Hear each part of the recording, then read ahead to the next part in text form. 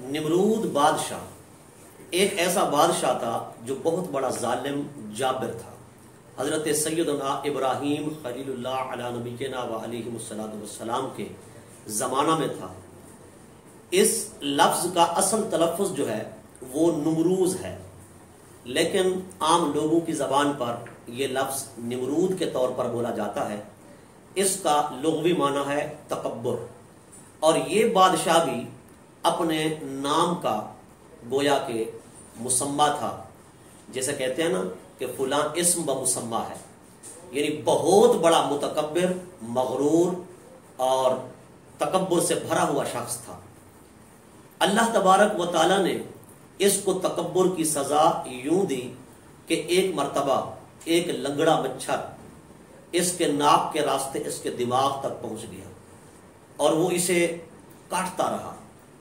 اتنی اس کو تکلیف ہوئی، اتنا درد ہوا کہ یہ دوڑتا ہوا اپنے گھر کے اندر داخل ہوا اور اپنی بیوی سے کہا کہ میرے دماغ میں کچھ ہے، کوئی چیز ہے میرے دماغ میں جو مجھے کاٹ رہی ہے۔ تو اس نے بڑے ہیلے کیے، بڑی تدبیریں کی، لیکن کوئی سکون نہ ملا، کسی طریقے سے آرام نہ آیا۔ بڑے بڑے طبیب آئے، حکیم آئے، ڈاکٹر آئے، بڑا علاج معالجہ ہوا۔ ایک دن کہیں سے اڑتا ہوا جوتا اس کے سر پر آن لگا، تو جوتے کے لگنے کی وجہ سے اسے کچھ قدر سکون محسوس ہوا۔ تو اس نے اپنی بیوی کو مخاطب کرتے ہوئے کہا کہ اس جوتے کی وجہ سے مجھے سکون مل گیا ہے، اب اسی میں ہی میرا علاج ہے، ہونا یہ چاہیے کہ میرے سر پر جوتے مارے جائیں۔ تو اس کی بیوی نے اس کے سر پر جوتا مارا تو اسے کچھ اور سکون ملا۔ پھر اس نے کہا اور جوتا مارو، اس نے اور جوتا مارا تو اور سکون ملا۔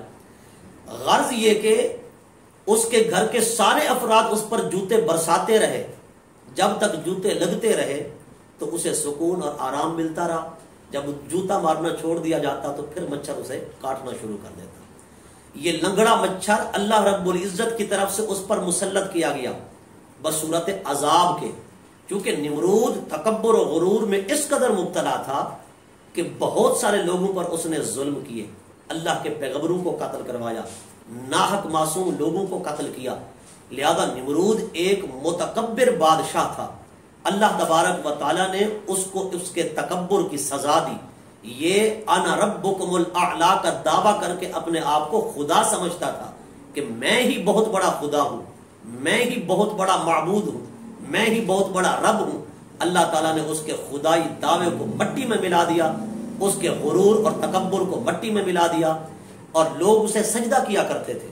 جب کوئی سجدہ کرنے کے لیے اس کے پاس آتا تو وہ ہاتھ جوڑ کر کہتا کہ مجھے سجدہ نہ کرو، بلکہ اس سجدے کے بدلے میں میرے سر میں جوتا مارو۔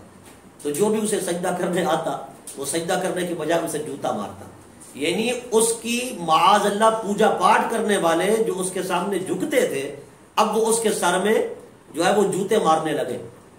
سارا دن جوتے لگ رہے ہیں، ساری رات جوتے لگ رہے ہیں، جوتیاں اس کے سر پر برس رہی ہیں مسلسل۔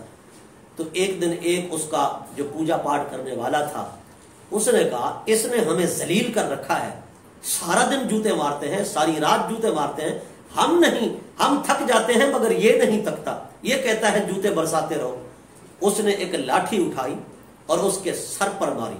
جب اس کے سر پر ایک زوردار لاٹھی ماری نا تو اس کے سر کے دو ٹکڑے ہو گئے۔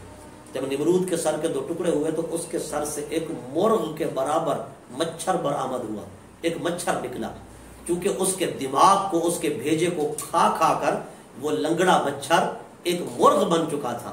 یعنی اللہ تبارک و تعالیٰ نے نمرود کو ایک لنگڑے مچھر کے ذریعے موت کے گھاٹ اتار دیا، اور اس طرح اسے عذاب میں مبتلا کیا، اس طرح اسے سزا دی، اس کے خدائی دعوے کی، مظلوموں پر ظلم کرنے کی وجہ سے، ناحق لوگوں کا خون بہانے کی وجہ سے، اللہ کے نبیوں کی توہین کرنے کی وجہ سے، اور ان کو ناحق قتل کرنے کی وجہ سے اللہ تبارک و تعالیٰ نے نمرود کا غرور بھی مٹی میں ملا دیا، اس کی سلطنت کو بھی تباہ و برباد کر دیا، اور اس طرح اسے موت کے منہ میں اللہ رب العزت نے بھیج دیا کہ ایک لنگڑا مچھر ہی اسے کافی ہو گیا۔